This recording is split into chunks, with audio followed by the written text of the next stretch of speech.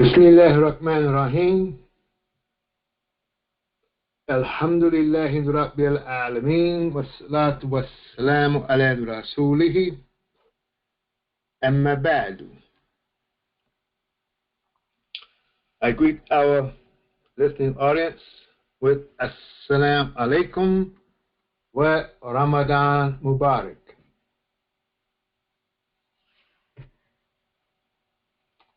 Let's see if I have the right.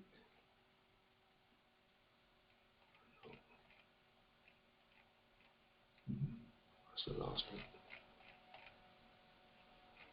Okay, we're going to look today.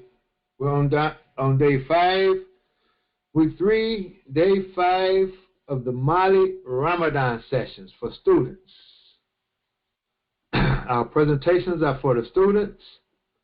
Though we're speaking directly to the students of Quran, everyone is welcome. Today we're looking at Ibn Katheer, King Fahd and Ibn Katheer, the tafsir of King Fahd and Ibn Katheer. We started out Monday, the first day, we had grammar. Let's go over it. Grammar. You have to have grammar. You have to learn grammar. Grammar is not the all in all. It's not the all in all. Grammar is what it is, grammar. If you think of the language, the English language, grammar school. Grammar school is the first school, the foundation, grammar. You have to attend grammar school. We could start with learning letters and tajweed. But Mali does not teach tajweed. I don't teach it. Enough people do teach it. And they start at the beginning with the alphabets, abad, ta, and the tajweed. That's the prerequisite to enter into Mali. You have to know how to read the words, see the letters, see the words to enter into Mali.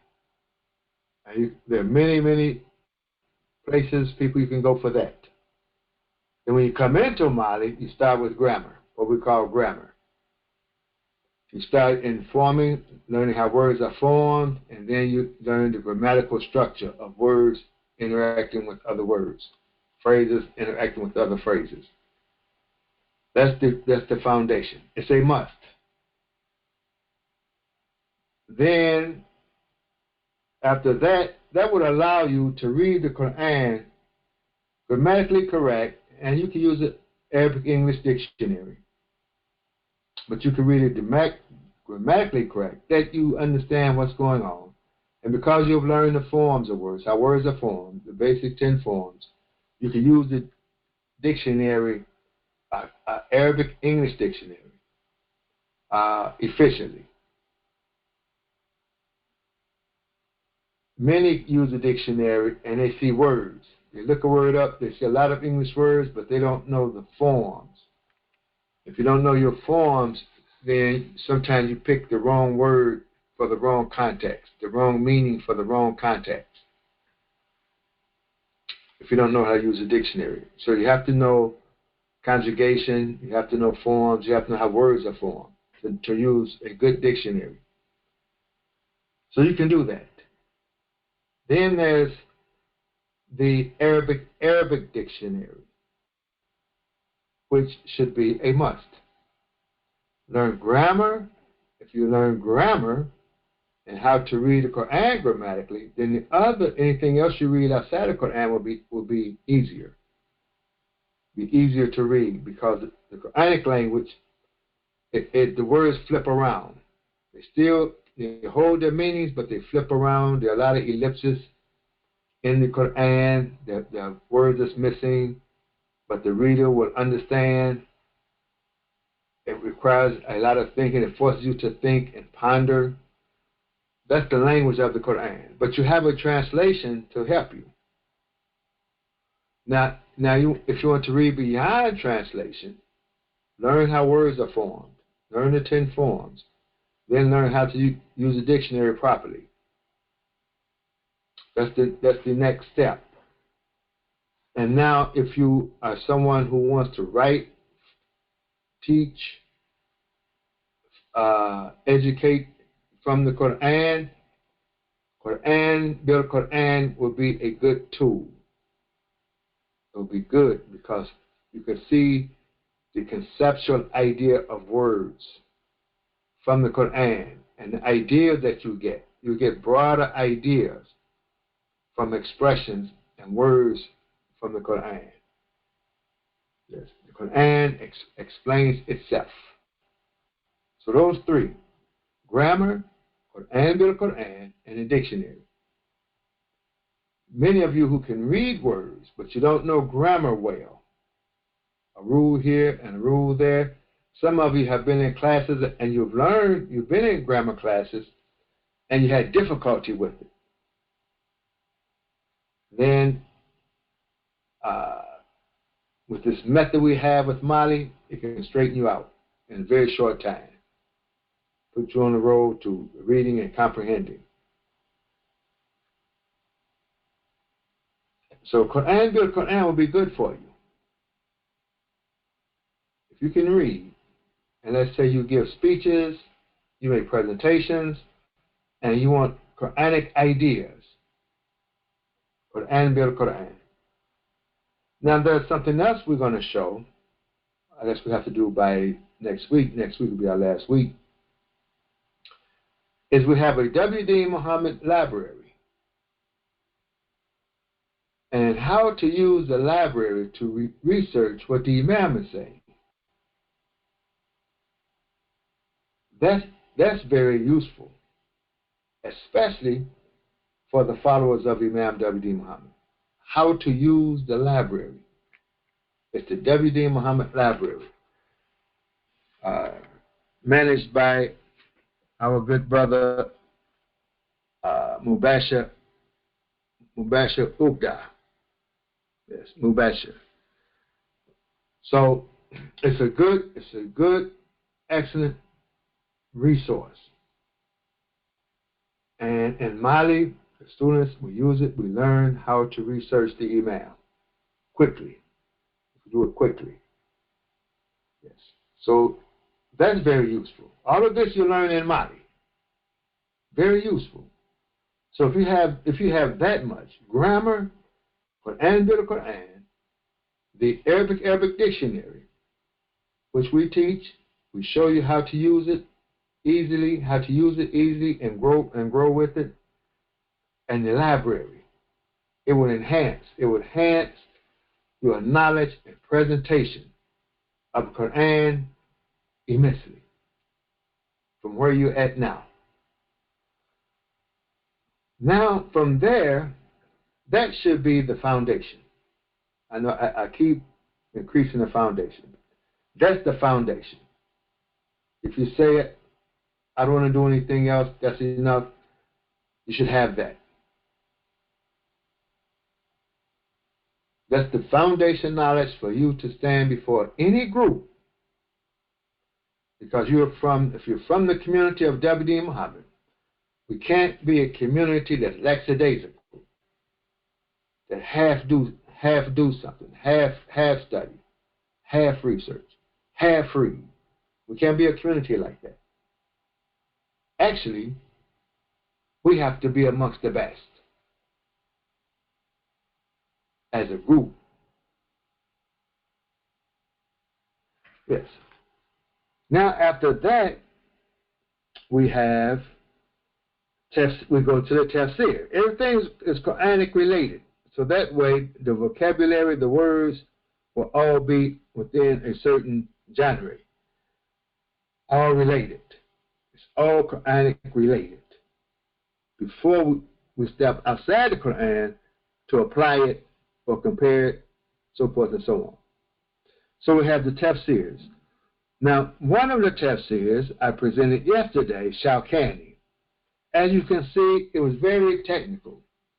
Some of you may have had a difficult time with it. It's very technical.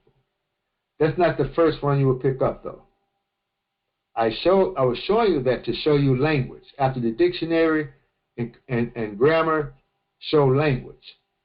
Once you learn to read it and you're looking at the language, Shawkani is a good source. There are other sources, but Shawkani is one of the ones that I like, that I look at. There are other sources. Once you learn to read well, you can research other sources fast. And with the internet, with the system, with the internet using it as a system as research, you can do things fast now without wading through books. You can click, click, click, and get information fast. But once you learn how to read, you can do this. So that's one of the sources, Shawkani, depending on what you're looking for. But he deals with language. Now, today we're looking at easy tafsirs. Start with the easy tafsirs first. One we were looking at was Jalalain, the tafsir, Jalalain, the two Jalals. It's easy. A few words, a few phrases, commenting on certain phrases of the Quran. It's easy. It's easy to read. It's a good start.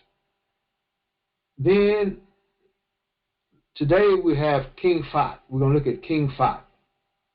King Fahd I introduce after you learn to use the dictionary, after the grammar. We go to King Fahd, then we go to the dictionary. Because King Fahd is easy reading, straightforward, easy reading. So the students, even though you're at kind of beginning stages, King Fahd, you pick that up. Once you learn to read King Fahd, then you will learn how words are put together, phrases are put together. All of the other writings in Arabic will follow a certain pattern, straightforward pattern. It's not like the Quran. The Quran is very high. It's very high in its writing. It's very thought-provoking in its writing. The other writing, I'm talking about the writing and the structure of writing. The other books, the way they're written, they're easy to read. Follow the grammar, follow the grammatical rules, which we learn. All of it I can do in these sessions. Follow the grammatical rule. Just follow the wording straightforward. As long as you have an idea of what they're talking about. And you do have an idea what they're talking about because they're talking about the particular verse in the Quran.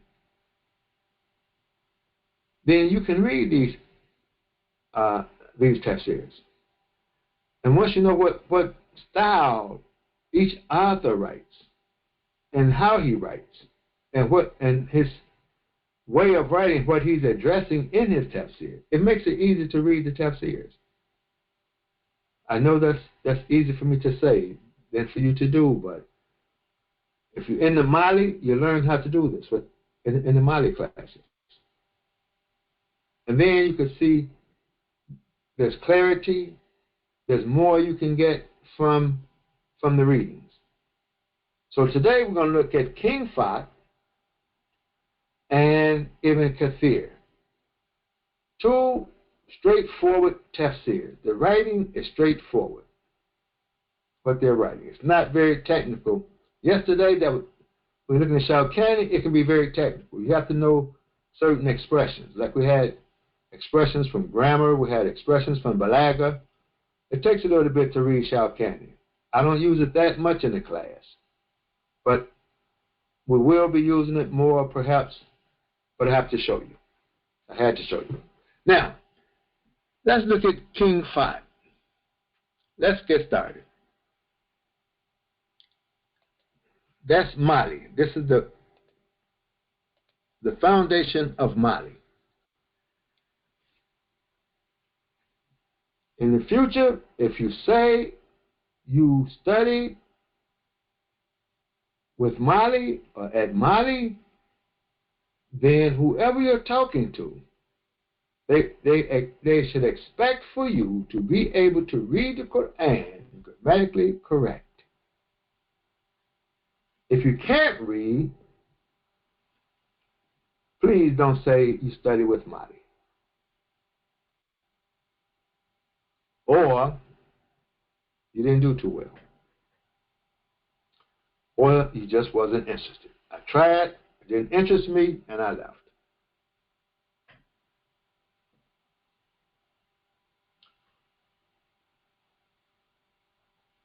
Okay, King Fahd. So here's the verse. We're looking at the verse, and I put the verse here showing you the phrases again. Qala Bismillahir Rahmanir Rahim. Qala Ya Iblisu. Ma, and the three dots to let you know you have ma, and then as a subject, the three dots, the predicate is omitted. What is such and such? Ma mana'aka an tasjuda lima khalaqtu biyadayya istakbarta am kunta min al-alim. Now these presentations, they're recorded, they're on the Neem Network, they're on YouTube, they're on Facebook. So you can go back after this week, you can go back and take one of the weeks. And if you study one of the weeks, look at one of the weeks, you will see the system, the Mali system. This is the Mali system, the whole system. You will see it up until today. Now, I have the phrases here, and I have certain words that are underlined. These underlined words are the words that will appear in the King Fahd Tafsir. It will appear. Then, this is for beginners now.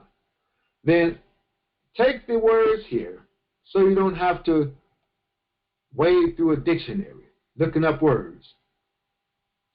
Take the translation and look at the meaning of each word in the translation, and use that word for the meaning. It'll all work. It'll work out. Use each one for the meaning of that word.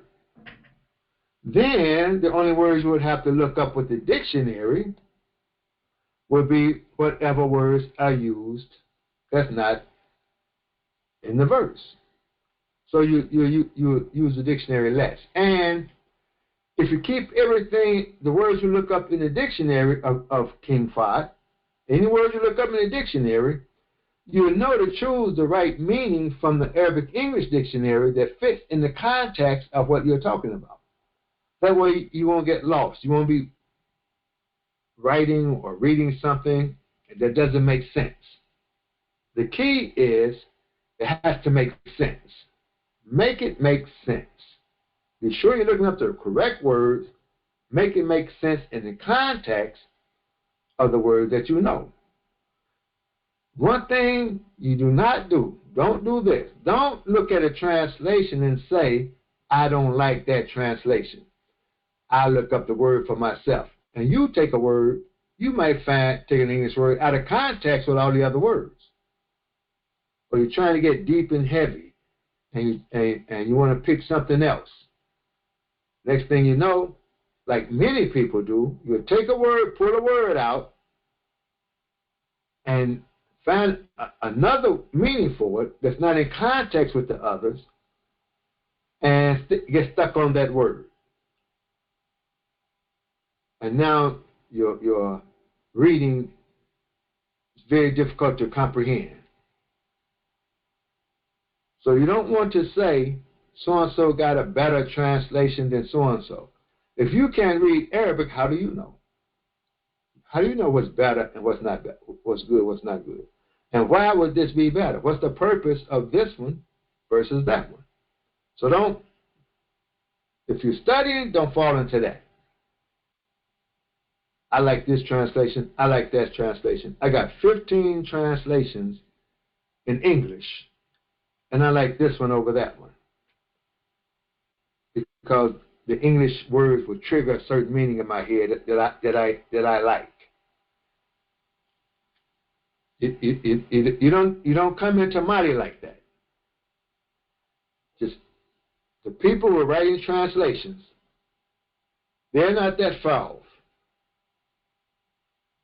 And the English translation give you ideas about what the Quran is saying. It's not really exact. It's just giving you the ideas. You can read that. If that's where you're at, that's where you're at. But as a Mali student, we're going to wean you off of that. We're going to wean you off of translations. Yes. As my good colleague, friend, my brother in Philadelphia, and pardon me if I use names. I'm not a mystery man. I use names. I'm not here to offend anyone, but I use names. I'm not afraid to say he's my friend. But Imam Abdul Alim, Muhammad Abdul Alim, good man. Yes. He years ago, he said we're colleagues. So we're colleagues, we're friends. And we have great respect for each other. But his saying is get off the plantation of translation. Something like that. Yes. So we're going to take you off of the plantation of translation and learn to read the Quran and comprehend for yourself and apply it to your own environment. Yes. So, where are we at? It's Ramadan. If I start rambling, that's my excuse, and I'm sticking to it. It's Ramadan. If I'm beginning to find a quick little delirious, it's Ramadan. Okay. After Ramadan, you can hold me accountable.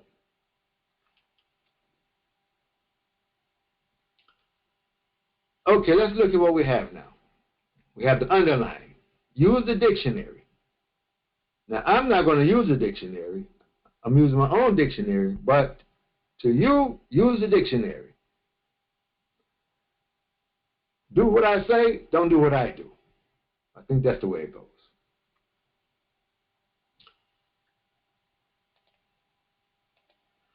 Call that. So we began call that. Call that's underlined. That means it was in the verse. So we give it the same meaning. He said. Call that, he said.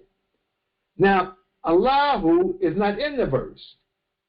So he's extending it, giving it, this is what we mean by the tafsir. He's giving us the tafsir of who said it.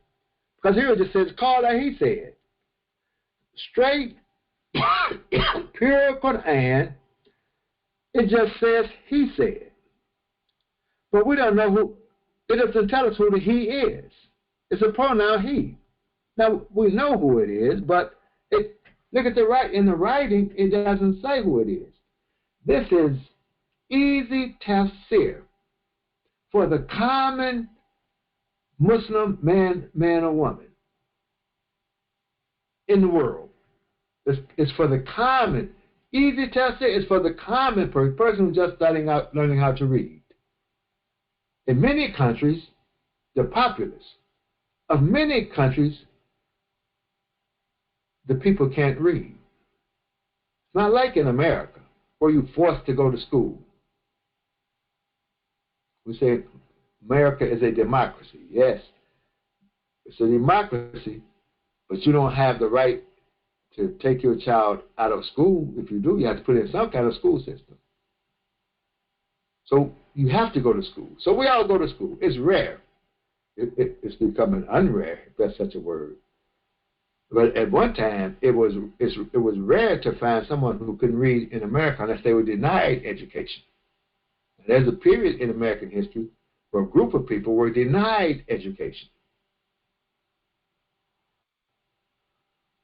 But today, you're not denied education, and it's imposed upon you up to a certain age. So it's easy to find people that can read English. We assume everybody can read basic English. They can read signs, probably can read a newspaper. That's in America. Now, when it comes to Quranic Arabic, it's easy to find amongst the Muslim populace all over the world, they cannot read and comprehend the Quran. Just the basic, fundamental King Fahd. On a King Fahd level, they can't read it.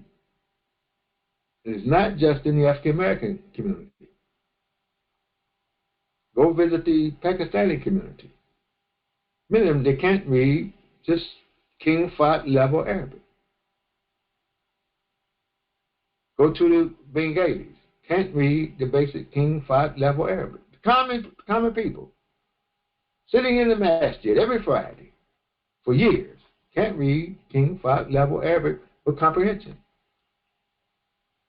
Can't read Quran with comprehension. They can recite beautifully. Okay? Comprehending? No. It's not a language that's used on the street. It's not colloquial Arabic used on the street. It's higher than modern standard Arabic, which is we call Fusha. They call it Fusha, modern standard, but it's not the highest form of Arabic in terms of speech and literature. The Quranic Arabic is the highest form of Arabic in terms of speech or literature. So no one speaks it.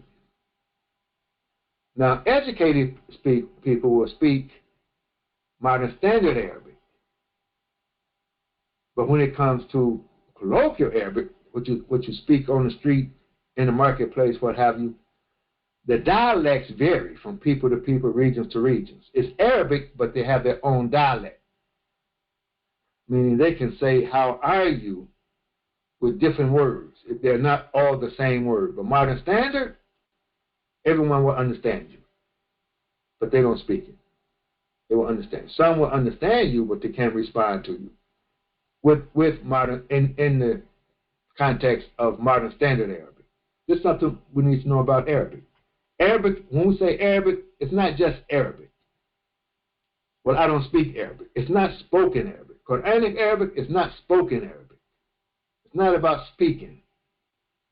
It's about reading and comprehending, and that's what Mali is based upon. Reading and comprehending, not speaking, not writing. Yes. So,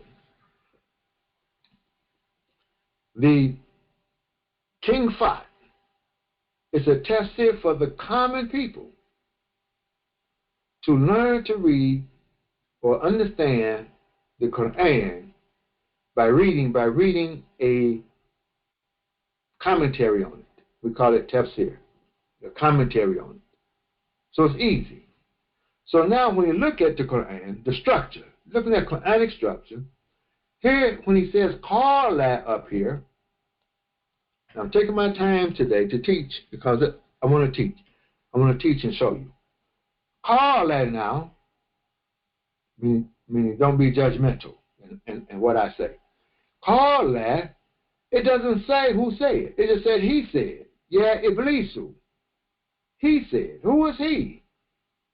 He said. So if you're a new reader, reading Arabic as it is, it doesn't tell us who said. King Fahd says Allah said. Easy. Allah said. You say, I already knew it was Allah. Yes, because you have translation. But in Arabic, no one has, he's writing here to help you understand, then the translator may put Allah. I don't know, maybe they will, maybe they won't. But he said, Allah said. He added, Allah said. That's the tafsir. And he said, Li Iblis said, he said to Iblis down here. We're down here, Li Iblis said. Up here he said, Ya Iblis, Iblis. Ya Iblisu.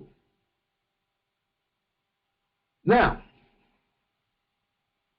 so he's explaining, he's just making it easy to say Allah said to Iblis. Allah said, Ya Iblis. Here it gives us, yes, the Quran is a little more. It's saying, Oh Iblis. That's what he said, Oh Iblis. So he's saying to Iblis. So we have Iblis here. We have Iblis down here. Here it says, Ya Iblis. Here it says, Li Iblis. this would be the tafsir of Yah. He said he's speaking to Iblis. He's calling Iblis. He said to Iblis. Now, he put the colon. Now, this is what he said to Iblis. Ma. We have ma down here, ma. Up here we have ma, it's underlined. Ma.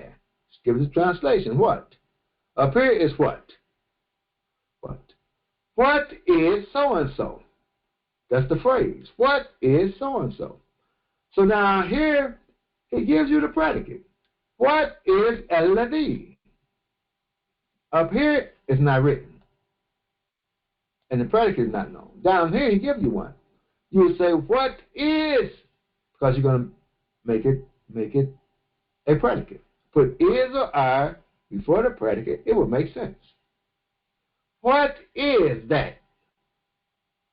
What is that which? We say, what is that which? What is that which? Easy. You put it in. Now it makes the reading easy. What is that which? Now, it's also serving as a relative noun, alladhi. And he's going to say mana'aka. Whatever it is up here, whatever it is, it prevents you. What is that which prevents you? We put which in to make it make sense in English. What is that which prevents you? It prevents you. What is that? It prevents you. It prevents you. Still, it's like a pronoun. We're not sure what it is, but he put it in to fill in the idea of the predicate. Now, let me say this. You can pencil in what you want to pencil in. Now we're talking about reading it for yourself.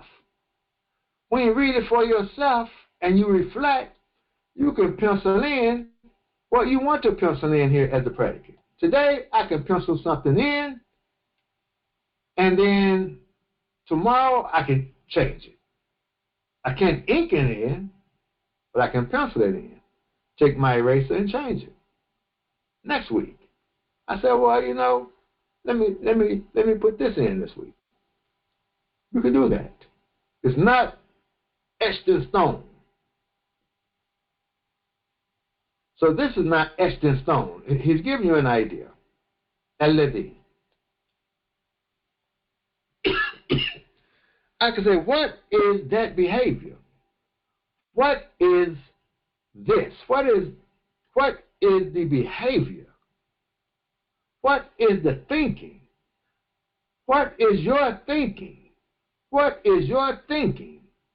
It prevents you. I can put up whatever I want to put in here. Yes.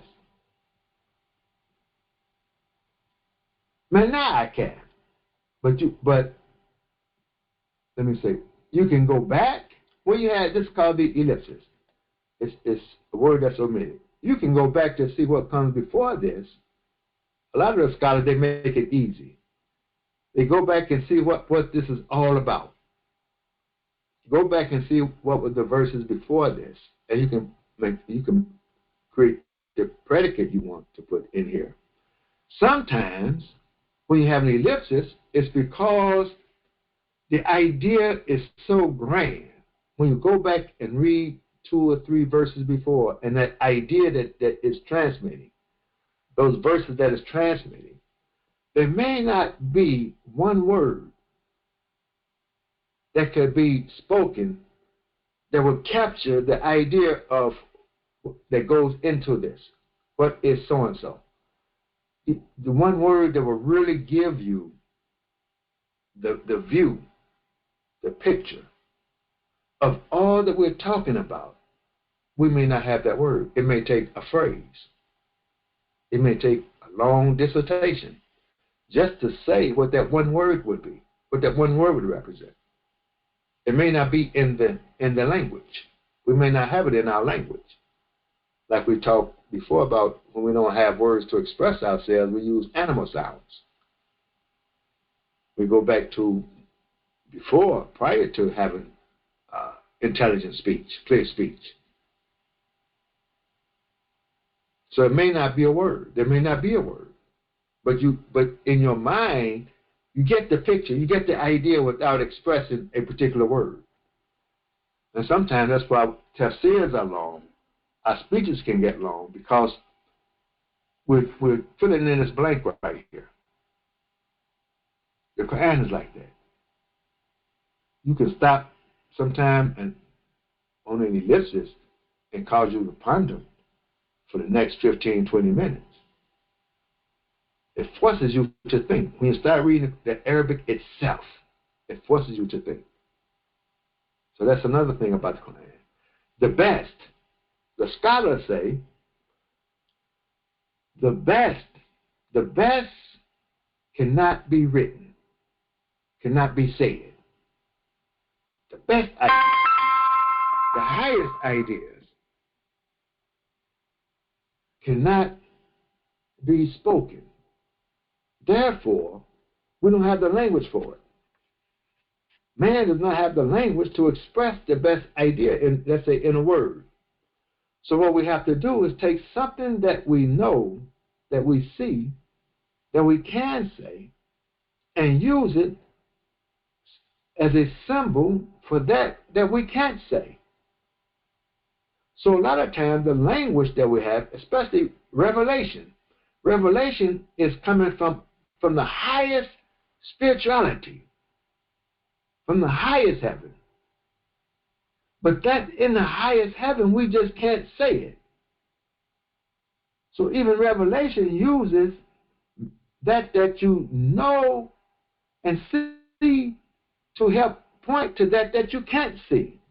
So really, when you're reading the Quran, yes, when you read the Quran, this magnificent book, yes, on one level, it speaks to you and you comprehend, but that same verse is addressing something of a higher universal reality that's not spoken.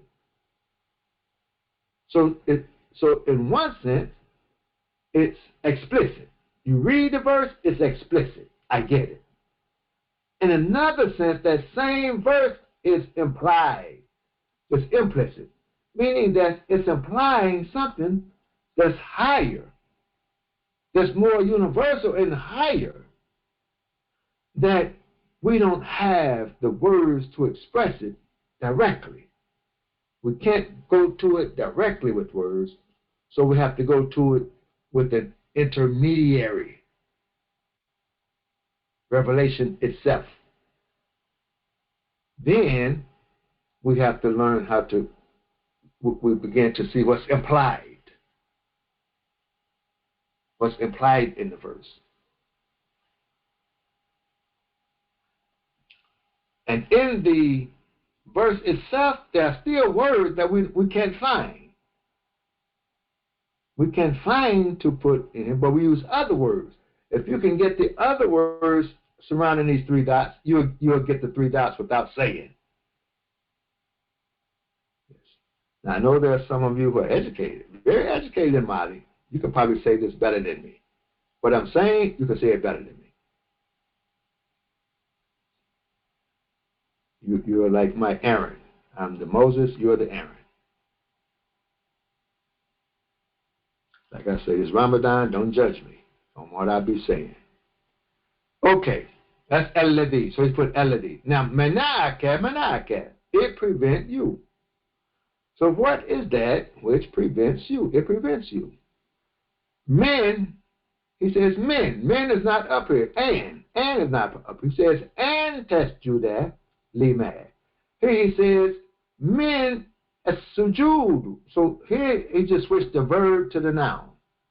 He used men with the noun up here is the verb. Give it whatever meaning you gave it to the verb up here, just give it the same meaning for the noun. Don't switch. So what prevented you? This is prostrate. That you prostrate. Down here, just say prostrating. From prostrating. If it says submit, down here put submission. Or submitting. Or submit, the noun. Whatever the verb is up here in the translation, use the noun down here. Don't flip it. You might flip it, and then it's not. You may not pick the best word for the context. Then your translation of this will look clumsy. Lee man, he says Lee man. Here he says Lee man. So he's given the idea, Lee man, when you say to what, it could be something inanimate. But Allah said to what? It could be inanimate, like a house. Something that's inanimate meaning it's not a person. So like the Kaaba. We prostrate to the Kaaba. Right? We prostrate forcing the Kaaba, towards the Kaaba. So here it's an inanimate thing. Now, the animate can also be included. But here man would be animate, meaning to who. We're talking about a person when we say who. So, but he's making it easy. The tafsir, that's the tafsir. He's making it easy tafsir. King Fahd don't want your mind to go to what? He wants your mind to go to who? Because we're talking about who? We're talking about Adam. Who? Easy tafsir. I hope you're seeing what we mean by tafsir. He's not correcting the verse. He's making it easy for you, the reader, making it easy for the reader. From submitting to who? Instead of saying submit to what? Now, after this, your logic may go down a certain path. If you say who instead of what. But you go back to the verse, once you know how to read, you may say to what, and your logic will go a certain way. You're thinking, what have you. To who, akram tuhu. Akram tuhu, he's adding. I honored him. Akramtuhu, I caused him akramtu, form 4, akramtu. I caused him to have honor. All of the children of Adam we have honored. Now, so we saw this in the other tafsirs. Akramtu. It's not the first time, it's in the other ones. Akramtu. Akramtuhu, I honored him. Then we have فَخَلَقْتُهُ, thus خَلَقْتُهُ, I created him. You got I create up here. And when you're reading down here, I put the vowel marks on. King Fahd, he doesn't put the vowel marks on. So you want to learn how to read without vowel marks. So I'm helping you. I put the training wheels on. I'm helping you. After a while, in the classes, I begin to show you how to read without the marks. So you learn how to read without marks in the Mali classes also. So you just take the word here, halaktu, I put it down here, halaktuhu. It could be tu, tad, ti, it could be a noun, it could be a verb. How do you know? I just go up here, I made the same verb up here. Up here it's a verb, and here you have the marks. In the Quran, you have the vowel marks. In the writings, you don't have the vowel marks. So what I do, I just make it the same verb. It says halaktu here, I make it halaktu down here. Let's see if it works. I created him. I honored him. This is the verb. So I created him. I'm doing it literal so you'll see it. I created him. Then it says, be your day, yeah. Be your day, yeah. Makes sense. With my 2 hands. What? He put the question mark. The Quran doesn't have punctuation marks. He put a punctuation mark here to help you. The question is what? He's asking a question. It goes with what? As a question. It's still a subject, but it's used as asking a question. So you put the question mark at the end, so you won't be confused about this ma here.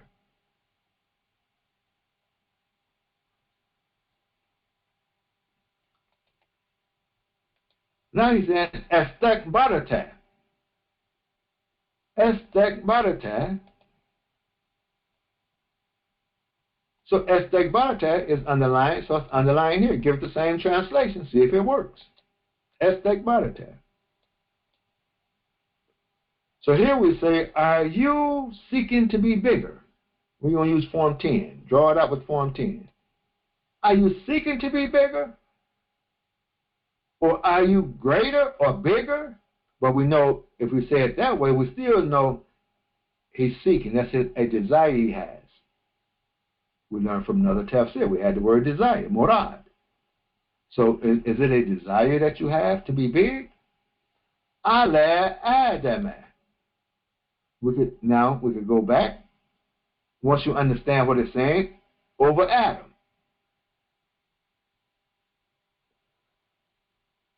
But ala Adam is not up here.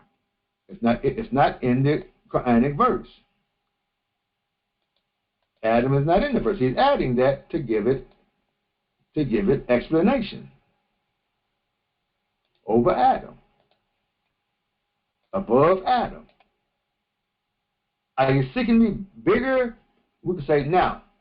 You can go back in your writing and make good smooth sense in English. You could say, do you think you're bigger than Adam? Are you greater than Adam? Are you over Adam? However you want this Allah. Now, let me say this. I guess I am teaching, giving a lot. Prepositions.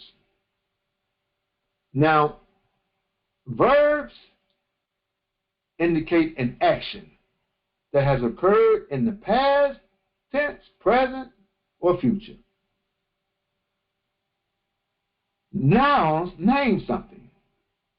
Adam is a name of something. Something, someone.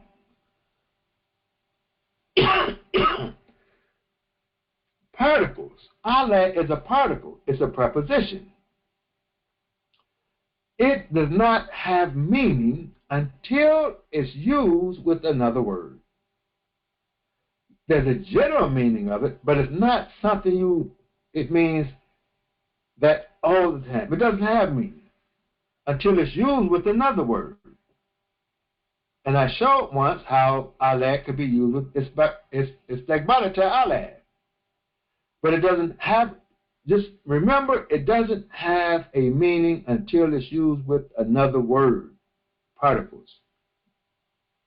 So don't spend time trying to look up Allah, this preposition, and give it a meaning. If you don't know, if you have no idea in the beginning, fine, but whatever you can put in here to make it make sense between istakbarata and Adam, put it in the beginning. You're a beginner. You're not a top scholar where you have to be perfect with every particle, expressing it. You're not there. So don't worry about certain things. Don't let particles, just look them up, whatever they mean, the meaning you give to it, whatever meaning that you give to it that's close to it, they smooth out the writing for you, fine. Some of you will look at a particle and spend too much time on a particle. Too much time. Some of you call me about a particle. What does it mean? Don't do that. Give it a meaning, it makes sense with the other words. So I can say here, are you bigger than Adam? Are you greater than Adam? Do you seek to be bigger than Adam? Are you above Adam? Are you placing yourself above Adam? The translation can get looser and looser, but it's making sense, and the idea is there. After a while, you can learn to read it literally, like I said just now. So I'm reading it literally. But if I want to smooth it out, I go back and smooth it all out in terms of what's being said. When you're writing from the Quran or speaking from it. So don't get stuck on certain things and get a headache over it. unless you're just that curious. Unless you're curious. But don't do it for, in Mali, you don't do that for assignments and things because you have a lot more to do. You start getting stuck on these prepositions and these particles, and you spend 20 hours all week on one verse, on one sentence. Okay.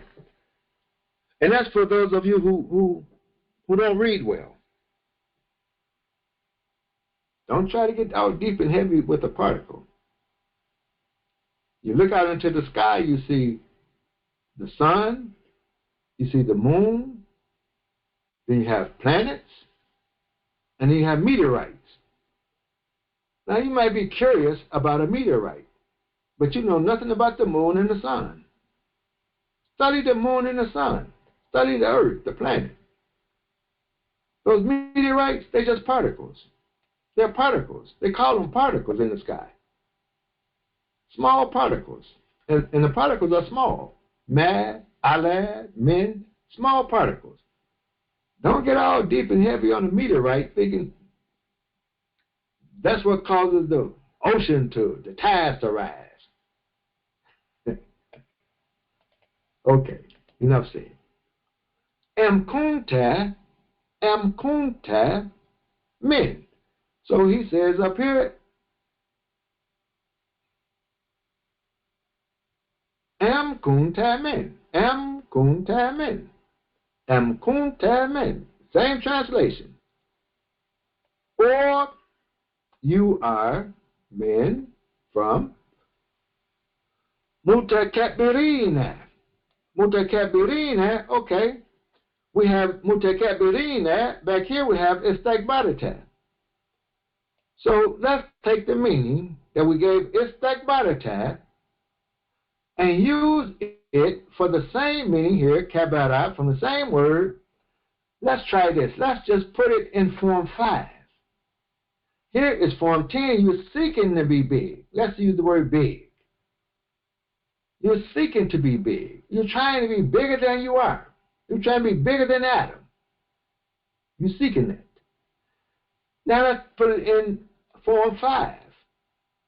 Ayu minal mutakabirina. This is form 5.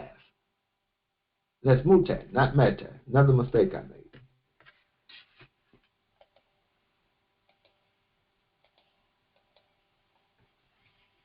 Well, for human beings, I'm not a doctor. A doctor, if he makes a mistake, he just buries his mistakes. A lawyer, he just put his mistakes in jail. But here, we correct our mistakes. Mutakabirina. Mutakabirina. Now we put in form 5. So this, whatever you're seeking to do here, the action is occurring from within. Form 5 says it's intensified because of the shadda. We put the tat. It's also reflexive, meaning the act occurs from within with intensity. So are you one of those, men al mutakabirin, one of those who seek to be big from within, not out?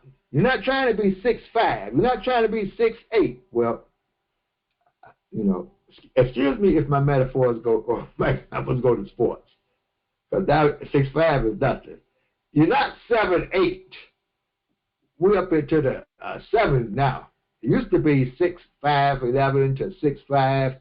No, today we're talking about 7'5", 7'6". Are you trying to be 7'6"? That's outwardly. The action is not outside. Are you standing on a platform trying to be above Adam? See, I like Adam on a platform. That's outwardly big. Are you trying to go in the gym and expand your chest, double the size you are, walk around big muscle man over Adam, the little puny guy? No, that's not. So here's the tafsir. It says, no, he's seeking to be big, but in what way? Now you can get a lot from the tafsir just by thinking. So you're seeking to be big over Adam. I like Adam. Adam is only 5'5". You trying to be 7'5" and stand and tower over him in terms of being big. Adam weighs 150. You trying to weigh 350 and tower yourself over Adam and be bigger and stronger. That's outwardly. That's being big. You seeking bigness outwardly. Mutakabirina tells us, no, you're trying to be bigger than Adam.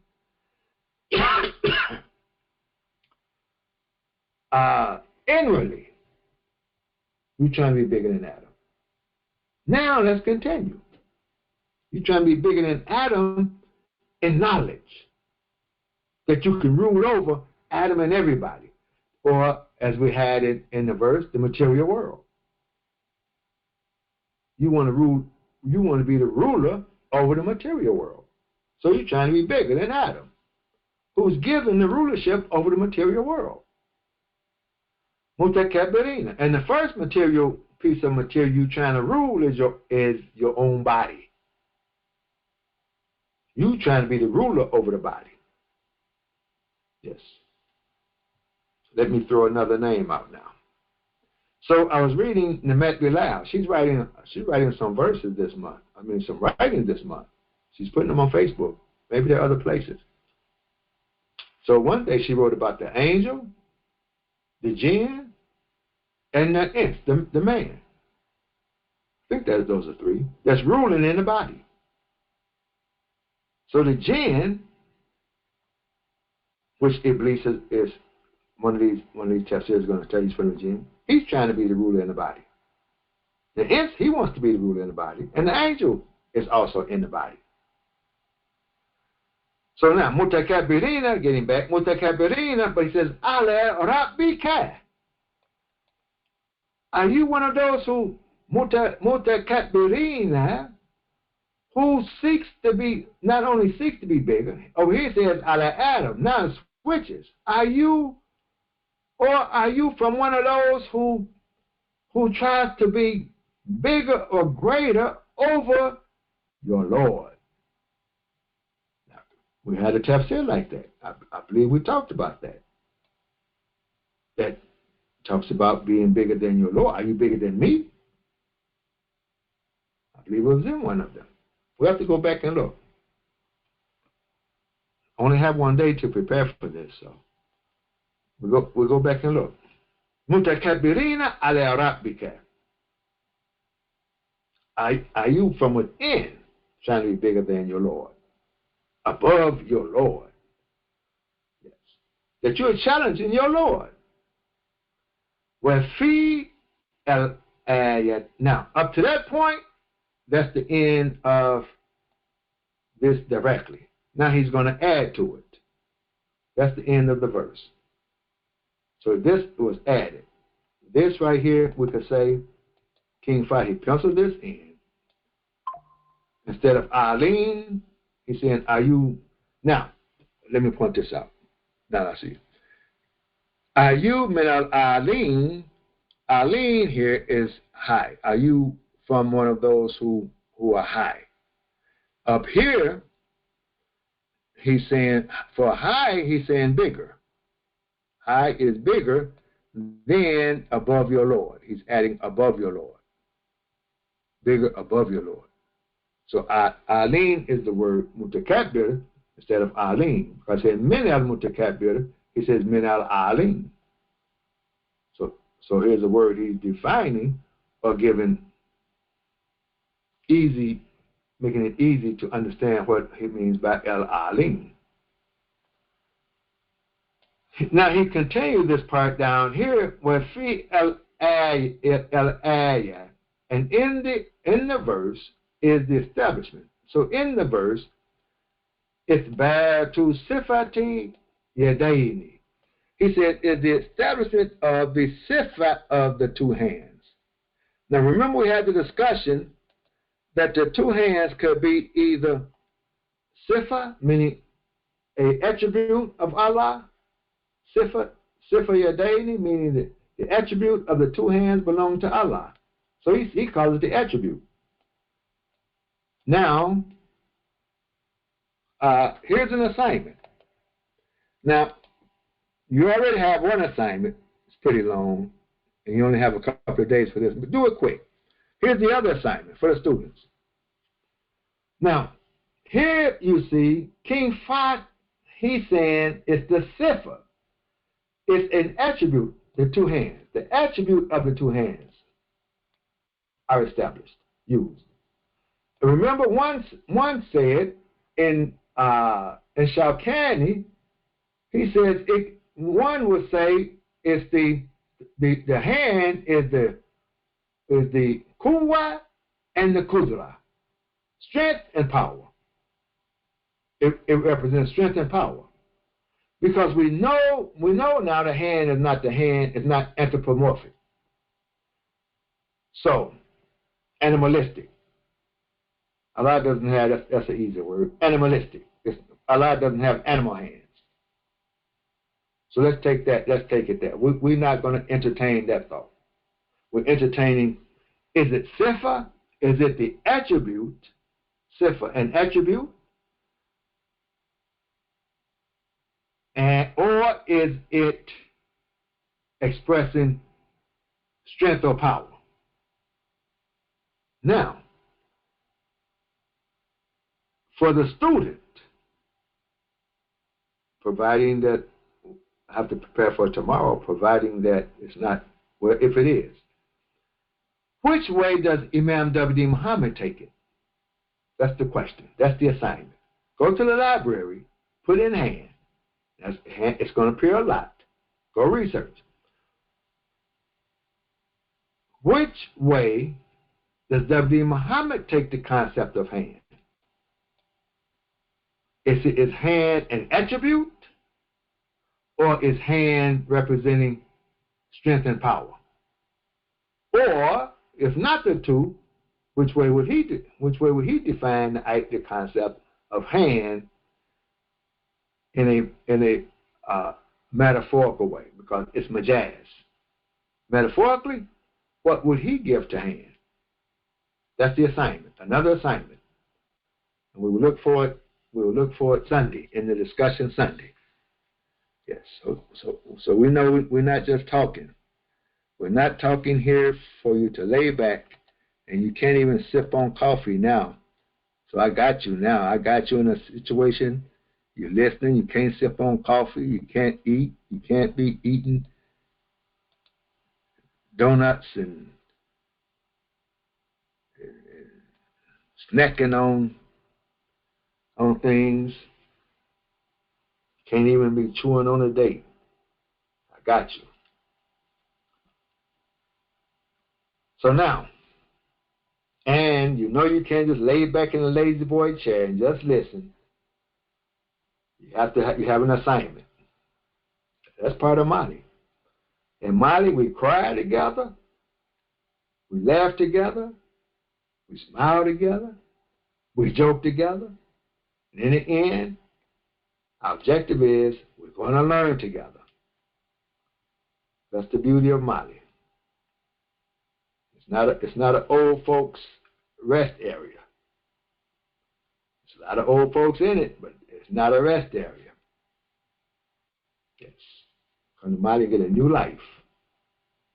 Okay. So that's the assignment. Does he use, is the man related to sifa, or is it related to kuwa or kudra, power, strength, kuwa? Or is it both? What does the Imam say? See, that's what we're studying.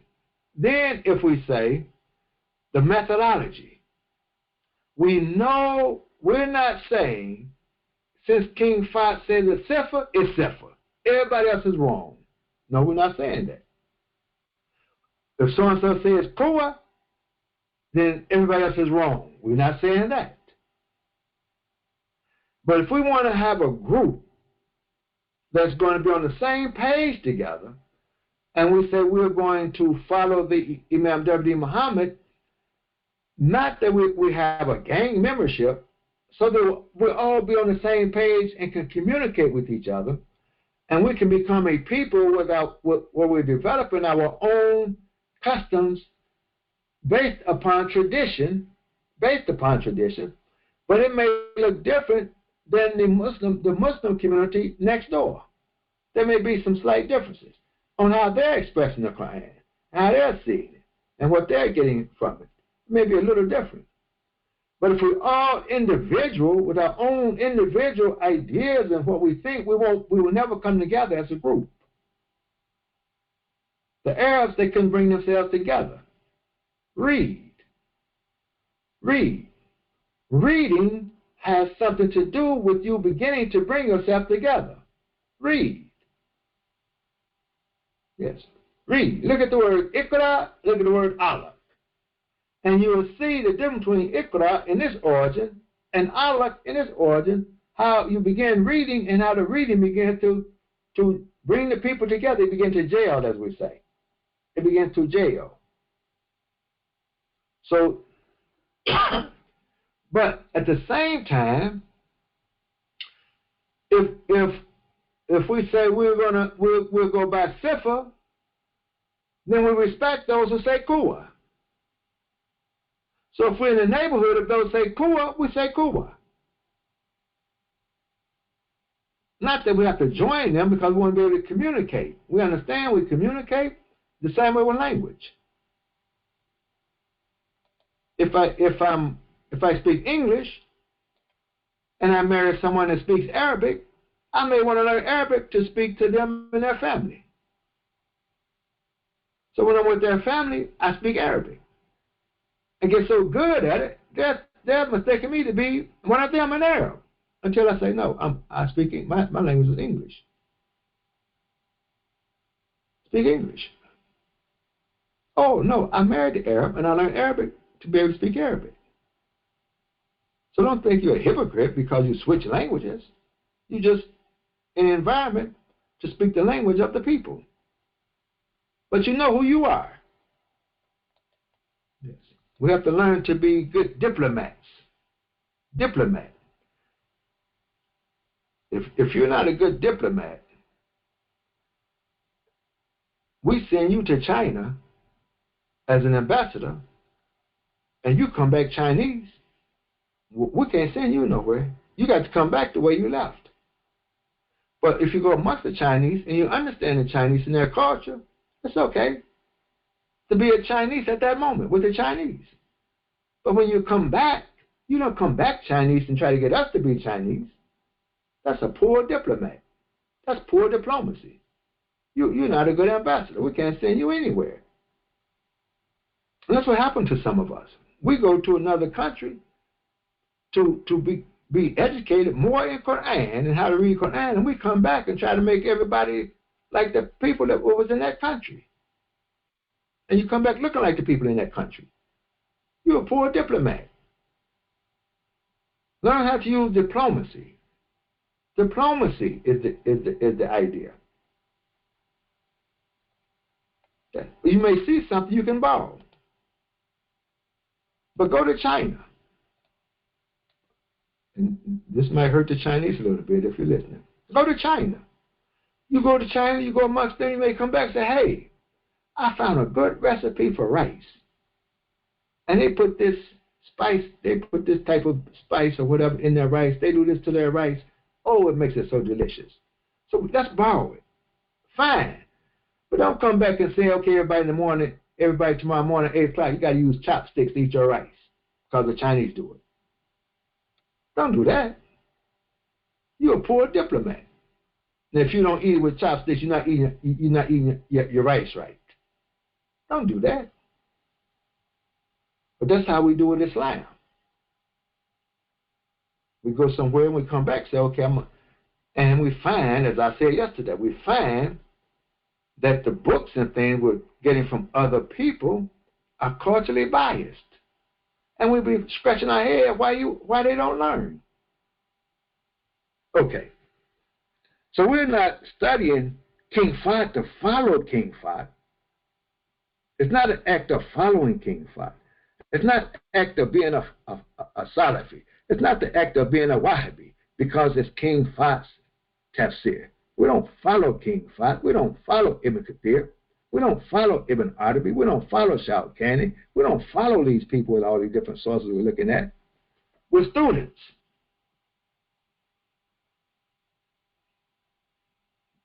And we're very diplomatic students. And I have to be a very diplomatic teacher. So we're not lost anymore, that we're looking for somebody or something to be like somebody else. We have our identity. So let's look to see what the Imam says. Then, when we amongst other people, we'll know what they say. So sifati yaday, that's the homework. What does the Imam say? One says sifa, one says kuwa. What does the Imam say? Lillahi tabaraka wa ta'ala.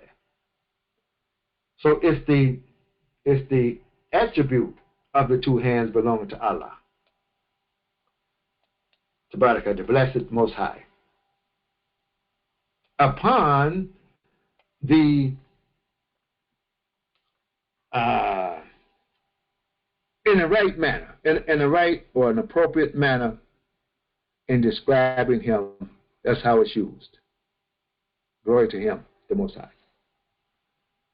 Now, evidently, if you look at Shawkani, who wrote, and then King Fahd, perhaps King Fahd is making a statement here of which one that he views. Let's look at Ibn Katheer.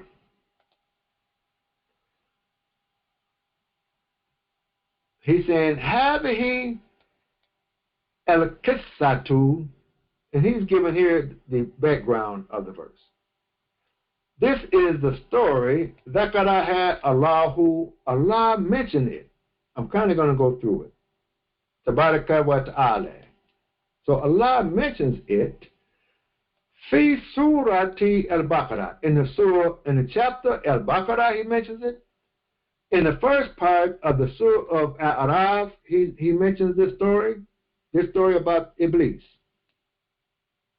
In Hijrah, He mentions it. Al-Hijrah, Subhana, there's a chapter perhaps begins with Subhana, He mentions it. In the Kaf, He's mentioned it. These are surahs. Surah Kaf, He mentions it. And here He mentions it. And it is that Allah, glorified is He, the Most High, He informed al-malaikata. He informed the angels qabla khalaqi Adam, before the creation of Adam, alayhi salatu wasalam. So He's informing the angels before. Because He is going to create basharan, that He's going to create a basharan. Min salsalin, min hama'in masnoon. So this is the verse we had last week. That He's creating a basharan. He's creating a basharan, flesh and blood, sensitive. Very sensitive. Now we can add to this insensitive. In order that man receives revelation, the man who receives revelation, the man who's inspired, is a very sensitive man. He's not a hard man. He's not a man that's, his whole body is a callus. You know, you get a callus on your hand or on your toe. A callus or a corn, it has no feeling. It's hard with no feeling. Could you imagine your whole body being a callus? And it's hard, no feelings. Now, think of that inwardly. You're a person with no feelings, you're hard, you try to show you have no feelings, you got that mug shot that they call, you're looking hard, you're so hard, you're saying to the next human being, don't touch me, if you touch me, I'm not feeling nothing. You have no influence over me. You know, I'm not going to show you any expression that you have influenced me in any way, not even the smallest ripple you will find in my face. That's an indication of my character and what's going on inside. You won't find anything, not a smile, not a grin. I'm going to be hard. We have a whole group of young people. That's how they present themselves. So that type of person, that type of creation, they have to be broken up.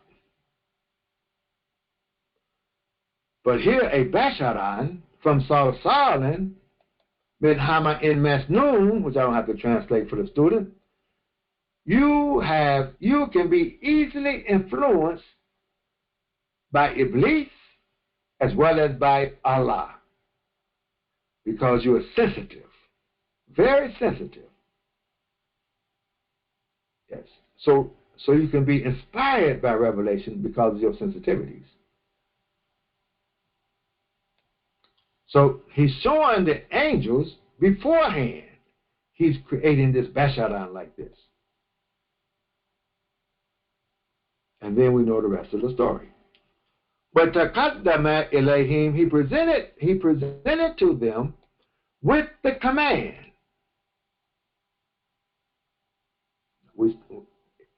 You follow. With the command, then he says, Matai. Faraga min khalqi. When I finish from his creation, I've given him his creation, wa taswiya, and I have his creation and his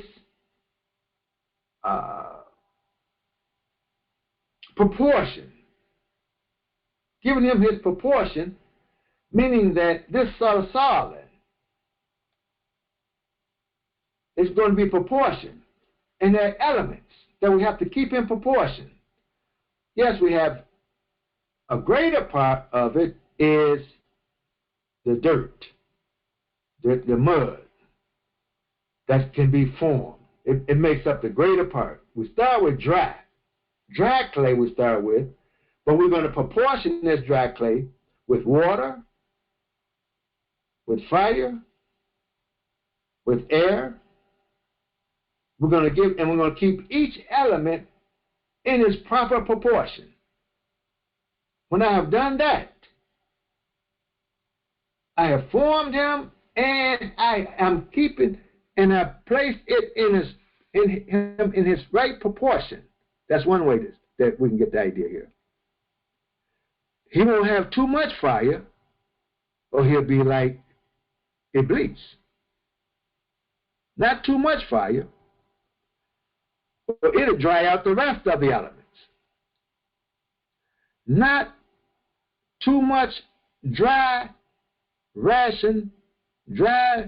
clay, not too much. Just enough. It's right proportion. Not too much water. Too much water, too much sensitivity. Crying about everything. Always crying. Always protesting. Always like a little baby. Too overly sensitive.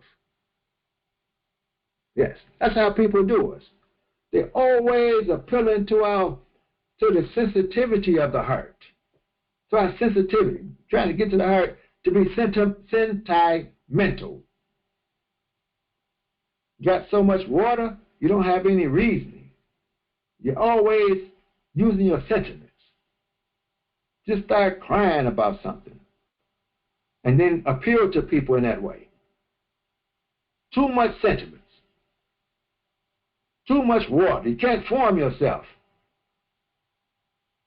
Just cry. Should we do it like that? Are you sure we can do it?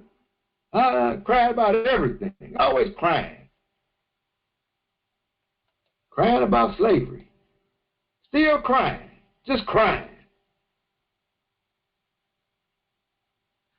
So I propose, I'm not the boss.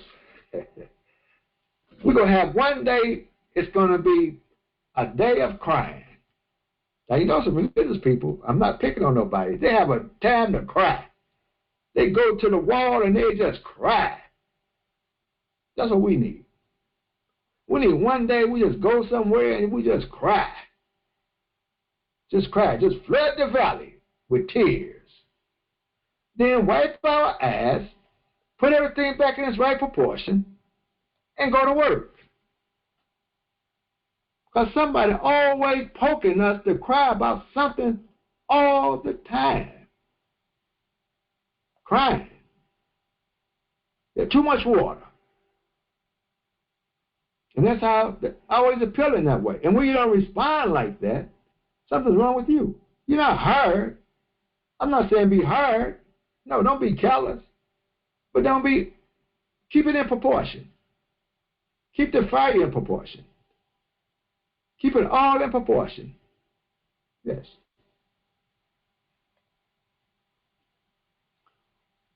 Then, after I've done that with him, and he's sensitive, which means he's prepared to be inspired, keeping everything in proportion, then let them prostrate. Let them submit to him. Now, he's given, this is Ibn Katheer now, he's saying, ikraman, in honor. What i'zaman? We had that in the other tafsir. So, ikraman, what i'zaman? And he's adding, what ihtiraman, out of respect. Not in worship. But he didn't say not in worship, he said out of respect, honor. Right? But not out of respect, not worshiping him. Prostrate, not worshiping him. So now we can see we've had the other now we say scholars. We scholars Ibn Katheer, Shawkani, and whoever else we had. They're saying this. They have the same idea. That you're not worshiping towards the command of Allah. All of this. For the command of Allah. You're obeying Allah. We said a lot of it before, so I don't have to repeat a lot again. Oh, one other thing. Now, this comes to mind. Taswiyah also has, look at the word taswiyah. Taswiyah. Now we're giving it the eye test. It also has the idea of uswa. Because in order to be an excellent uswa, you have to have an excellent taswiyah. If you don't have the excellent taswiyah, you won't have an excellent uswa. Yes, for the students only. Because the uswa, you have to be able, in order for you to stand and keep the balance. We're talking in a lot of different ways now. That's what uswa. Uswa is the one who can stand up straight and keep the balance, can get up on the beam, like the people in the Olympics. They get up on the beam. They get on a tightrope. And the first thing they have to do is establish the balance, taswiyah.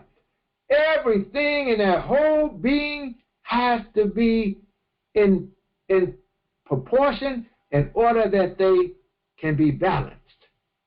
And it's a spiritual thing that there's establishing the balance, not a physical thing so much as it is spiritual. It's more spiritual, this balance, this uswa, than it is physical, even though it's the spiritual that's going to move and govern the material. Now, once they establish the balance, that's the uswa. Stand straight up. Put their arms out like Jesus on the cross and establish the balance. That's the uswa, the sign of the uswa. Now, they can walk. They walk on the beam. They turn a flip on the beam. They do things on the beam. Yes, they run. They get their balance. They run on the mat. They jump, turn flips. We applaud them. And when they land, they have to show the whole time they have kept the balance. And we give them a 10. Yes. That's the uswa. Now, keeping the taswiyah and standing, being able to stand and keeping the taswiyah That's the uswa. Keeping the balance, that's the uswa, is to keep the balance. That you see that's established spiritually. That's the uswa. We follow Muhammad the Prophet in his uswa, keeping the balance, stay in balance. Not too much water, not too much fire, not too much air. No. We keep all of it in its right proportion. Air, suspicion, curiosity. We're not over curious. We're not over suspicious. We're not over opinionated. But we have that in us. Yes, we're not too emotional, overly emotional. Air. All this is under air. Everything is kept in its balance. That's the uswa. But when the person starts walking and flipping and turning and jump off the beam and flip in the air and come down holding the balance, they can't come down stumbling and falling over. No, they keep the balance. They throw their hands up to show, yes, I have kept the balance. All the flipping and how you turn and walk and flip on the beam, that's the sunnah. How the body, you're showing the body, it's doing its thing. That's the sunnah. Keeping the balance is the uswa that you have to keep through all the flips and things, and the flips and things, that's the sunnah. And they got names for the sunnah. Oh, she did the so-and-so turn. She did the this. All of that sunnah. And if we understand that picture I'm giving, then you would understand the picture that this uswa is more important than the sunnah. Because if you don't have the uswa, there's no way you could perform the sunnah without falling off that beam and cracking your head. I hope you understand. So when I have taswiyah, after I have taswiyah, then prostrate, honor, respect, glorify. The taswiyah. Yes. Then he walks and establishes the sunnah. They're not in conflict with each other. It ain't uswa versus sunnah. No. And you have in Muhammad the Prophet the most excellent uswa. Every drop of water in him, metaphorically speaking, is at its right measure. Every piece of clay in him is proportioned to its right measure. Every spark in him, intellectual, spiritual, divine spark in him, is at its right measure. Yes. And the spirit that we have placed in him, he's not a spiritual being, but he has the spirit, and it's at its right measure. He's the best, the most excellent example in terms of a uswa for any who believes in Allah and have hope in the last day.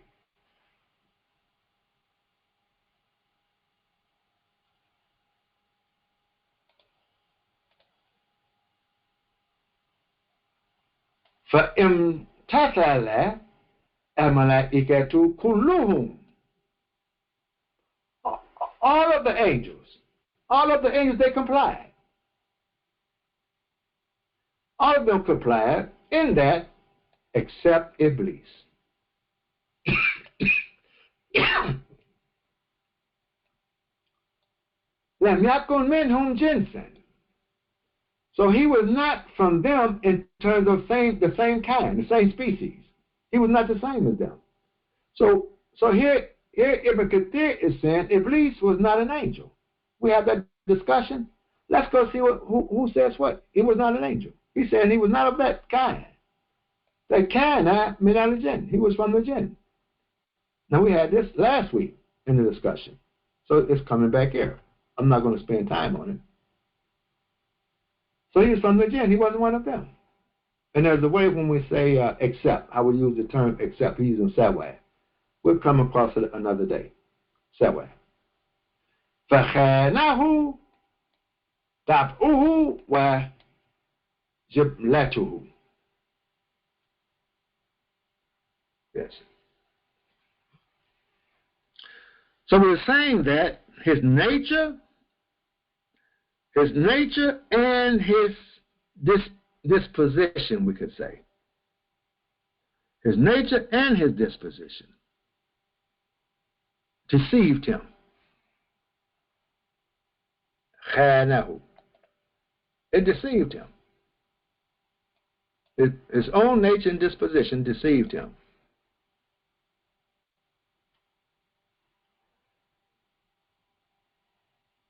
So it made him proud. He was too proud. He became too proud to prostrate to Adam. Student, look at the translation. In him, I won't say discussing him, Hassan, arguing, contesting and arguing with his Lord about it. Azza wa Jal. Because he's claiming in this contest, he's contesting. He's claiming that he is better than Adam.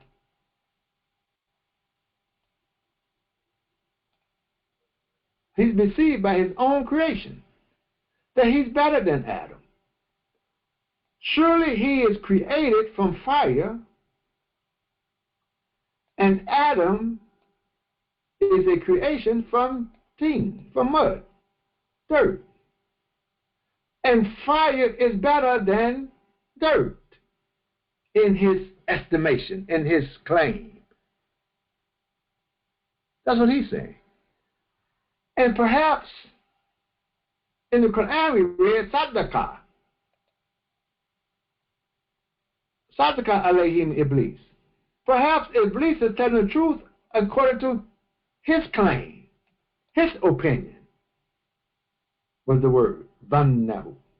According to his opinion, we all may agree that fire may be a greater element than tin.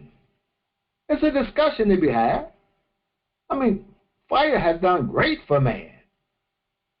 Fire has been a great companion of man throughout time. We cook with fire. How far can we get in establishing civilizations upon civilizations without fire?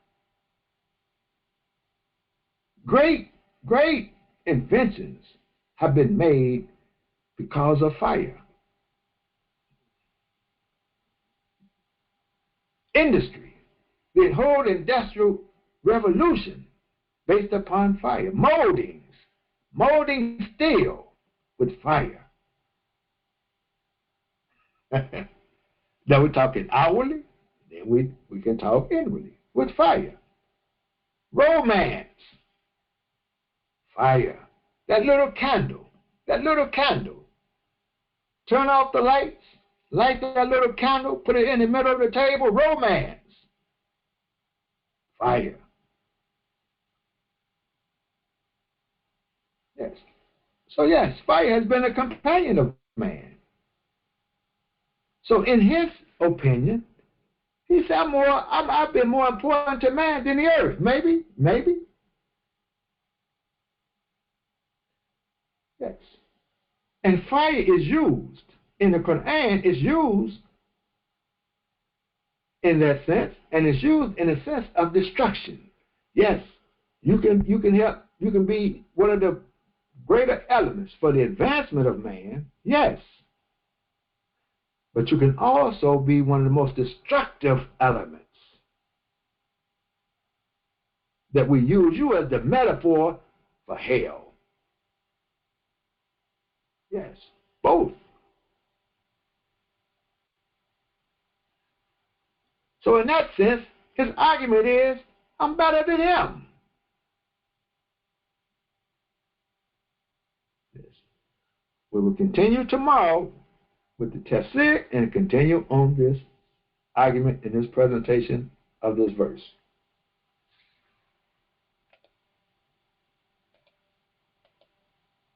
Let me bring to you all's attention before we go. The 12th annual Mali Quranic Conference will be held in Philadelphia, Masjidullah. Be held in Philadelphia, Masjidullah. If you click on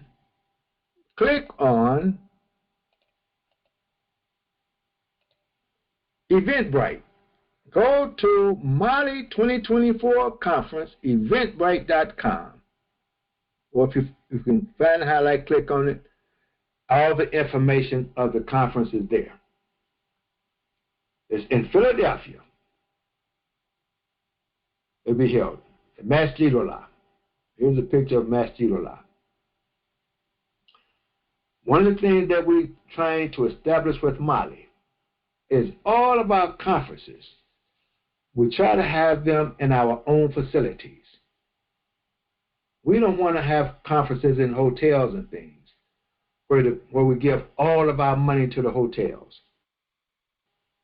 We just go there to have a nice time, and they get too much money from us. So all of our conferences we try to have in our own facility. We don't own hotels in these cities, so we have to use hotels to stay in overnight.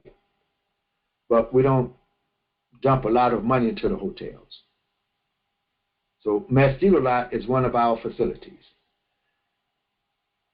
And let me just say, every masjid should be founded upon the principle of the first house. Masjidullah is all of our masjid. All of our masjid. But those who are residents, meaning those who frequent there every day, they live there, they are the custodians of Masjidullah. They're the custodians. And when you go to Masjidullah, you have to obey the policies or the rules or what have established by the custodians. But the masjid belongs to all of us. It belongs to all Muslims. All masjids belong to all Muslims if they're established on the principle of the Kaaba, the first house. And the Kaaba belongs to all Muslims. However, you have to obey the rules and the regulations that have been established by the custodians of the Kaaba. So you can't just go there and do anything. You can't go there, the Kaaba's mine just like it's yours. No, you can't do that. You have to stay in the order and just obey the custodians when you visit the Kaaba. The same with Masjidullah. So we want to have these conferences in our own facilities so that Masjidullah benefits from the conference. So how do we do it? Mali doesn't put monies up for the conference, and Mali does not take money out of the conference. Masjidullah puts the money up for the conference, whatever the conference, the cost to host the conference, and Masjidullah benefits from the conference. We don't have a money problem, which we have a lot of money problems in our groups. Bad feelings because the money didn't turn out right. They put it up, they put the money up, they get the money out. And we try not to put a burden on them with the conference that they have to spend so much to host the conference. We try to keep the monies at a reasonable something reasonable, even the fees reasonable for the participants. We try to keep it as reasonable as possible.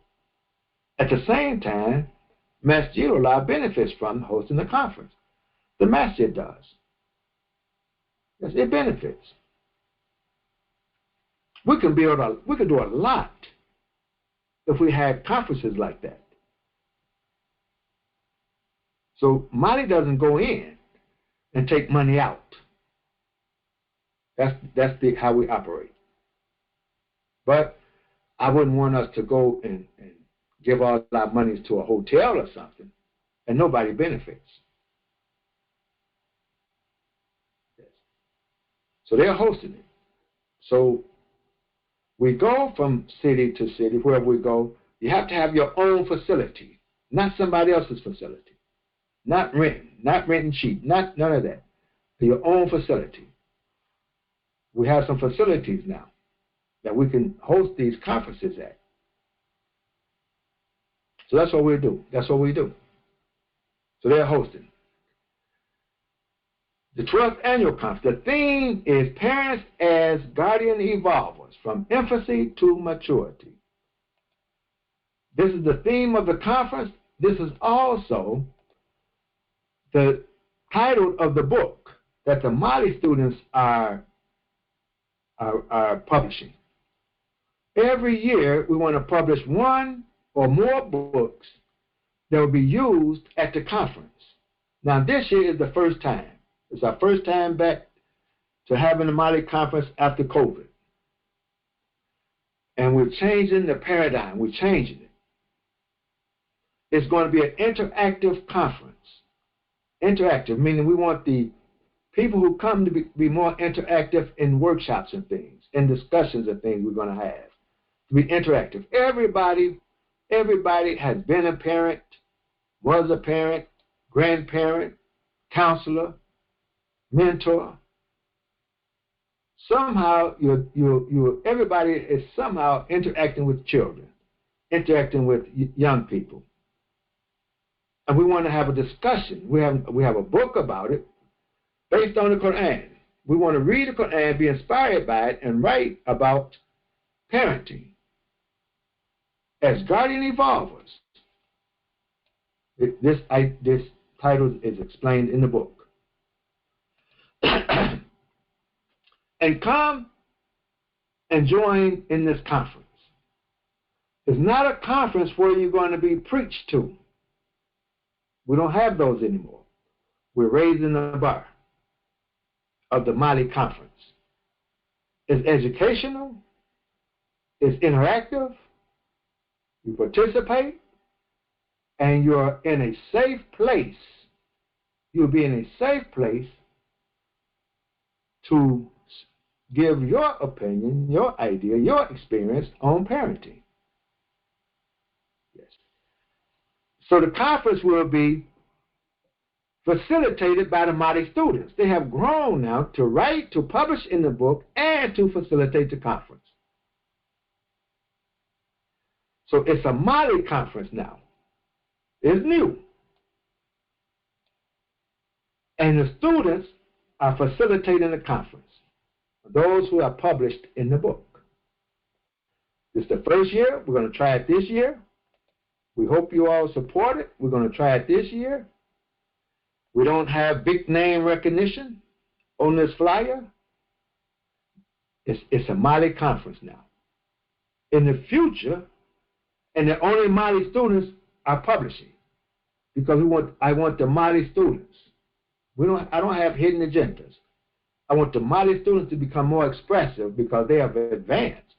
All this I'm talking with Arabic, the Mali students grasp and understand what I'm saying. I'm not talking to be talking. I'm not even talking way down the road. Sometimes I talk way down the road. And you got to figure out, maybe you don't know I'm down the road. You think I'm talking yesterday, and I'm talking way in the future. I'm talking now. I'm talking in the now. The Mali students in the now. They understand what I was presenting today. They understand the Arabic as I'm drawing. They've gotten to that point. So now they have to begin to express themselves in writing. They have to publish. It's not going to be a deep, heavy, knockdown publication. It's our first publication by the students, and they will be facilitating the conference. You'll hear from the writers and the students. Next year, anyone who intends or attend the conference that we invite outside of the immediate Mali students, they also have to publish in the book first in order to be a facilitator of the conference. Those that you have been seeing attending, on purpose, we didn't invite them in that manner. They can come, but we didn't invite them to present because I want the Mali students to come out of their shell. We're building an institution. So we're at the time and place with our development. The Mali students have to become more vocal to present. Write and present. And we have students. We have students. They may clam up if we bring in big names. I'm going to put it like that. They may clam up, but they may come to be preached to. We don't want you to come to be preached to. We want you to come and participate. And we want the Mali student to facilitate. Next year, if this works out this year, next year we have others who will be publishing in the book. They will also be publishing on the theme of the book. And then they'll be presenting at the conference. In order to be a presenter at the conference, you have to publish. We're raising the bar. And we're going to be publishing a book, inshallah. Every year, there will be the foundation of the conference. Yes. We're building an educational institution based on the Quran. And your writing will be inspired by the Quran. You can't write anything. Now, don't worry if you're not a writer. Don't worry if you're not a writer.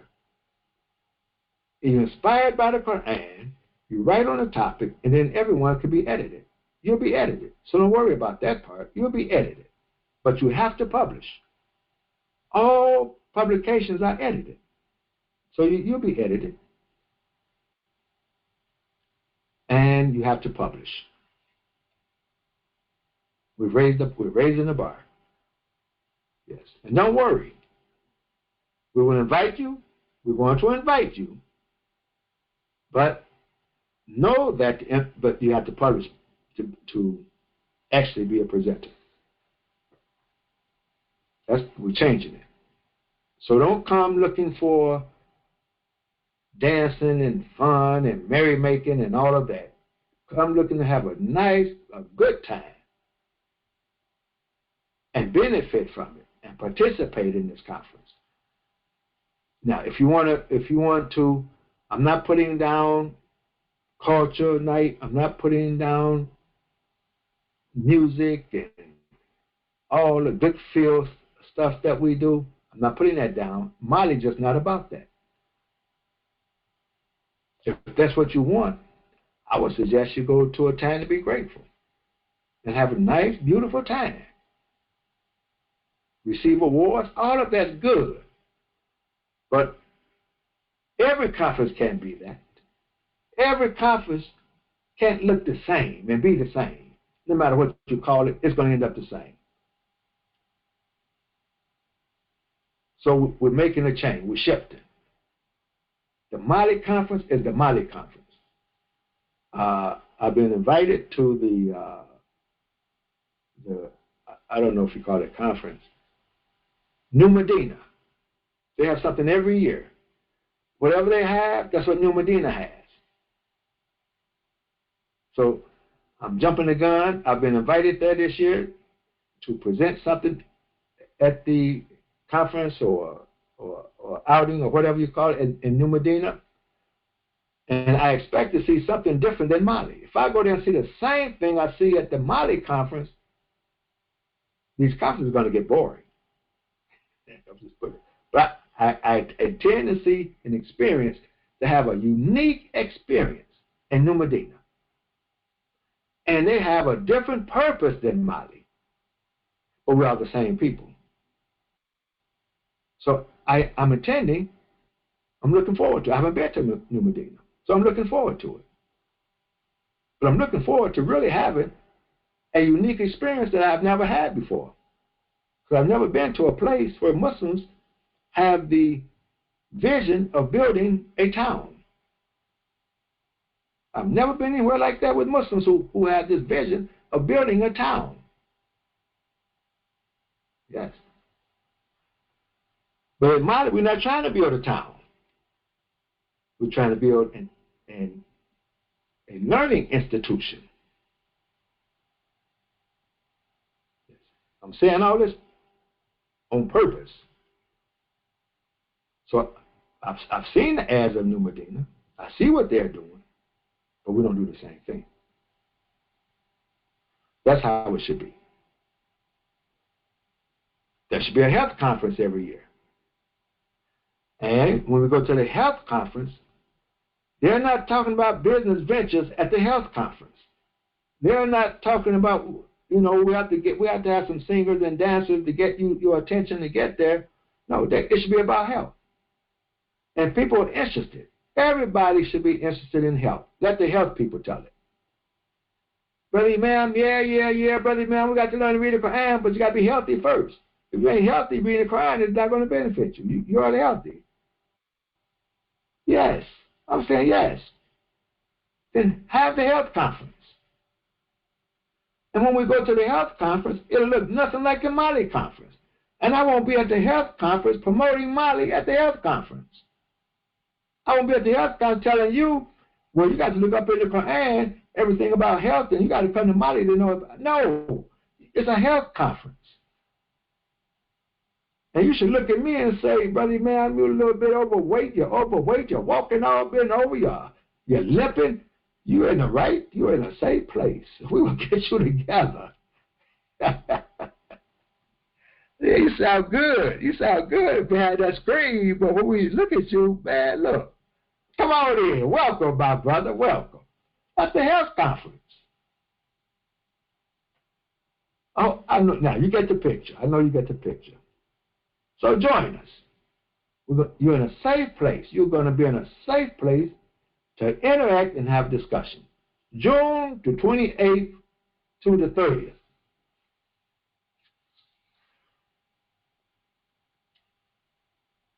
Imam Mustafa Islam, he's a Mali student. He will be doing the Jumu'ah Khutbah. He'll be the Khatib for Jumu'ah. He'll be doing the Khutbah for the Jumu'ah. On Friday, we're meeting the Mali authors, and we're having a book signing on Friday. And we're going to have discussion on Friday. The whole body, the whole group, we're going to have discussion. On Saturday, we're going to have group discussion sessions. We call them workshop. We call them group discussion sessions on Saturday. And they will be facilitated by the students who published. Then we're going to have presentations. We normally have presentations of the certificates that are given to Mali students, and the advanced students who publish. Those who publish will receive a scarf. We're going to give them the scarf. They have reached that level. They have published. And the scarf is going to be a kenti. It's going to be a kenti, but it's not going to be the kenti that we normally see. The kenti that we normally see is the kenti of the Ashantis. The kenti cloth comes from Ghana. And that's the Ashanti. That's an Ashanti. Now, nothing about this cloth. I'm gonna poke you a little bit now. I'm just gonna give you a poke. It's not gonna hurt. Don't cry. Give you a little poke. The Ashantis are not Muslim. Now, that's all I got to say. Just a little poke. They're not Muslim. But we're gonna have a kenti from the northern Ghana that are Muslim, and the Bisa, the people that we have been associated with for some time, is the Bisa. So we're not going to become Bisas, even though we are Bisas. I am a Bisa. I'm a chief amongst the Bisa. but I'm not a Bisa in my culture. I didn't come back and say I'm a chief Bisa now. Y'all, everybody got to be a Bisa. No. But I saw I could borrow a cloth from them. Now, they are us. That's where we're from. We're from West Africa, whichever part. So we're going to borrow a cloth from them, a kente from them. We're borrowing it from them. Yes. As a symbol to show that the students have reached the level of publishing. That's what we're doing. We don't want to borrow from the Ashantis, even though they're a noble group. Some of us could be an Ashanti. But we want to borrow from the Muslim group, and that the Bisa identify with that piece of cloth. So we're borrowing it. Yes. But we're not borrowing their logic of the Quran. We have our identity with the Quran. So we're going to borrow the piece of cloth. And on Sunday, we're going to go over the Mali system. Kind of what we're doing now. We're doing it in one day, a couple of hours. We're going to go over the Mali system, show the Mali system. And the students, all the students will participate.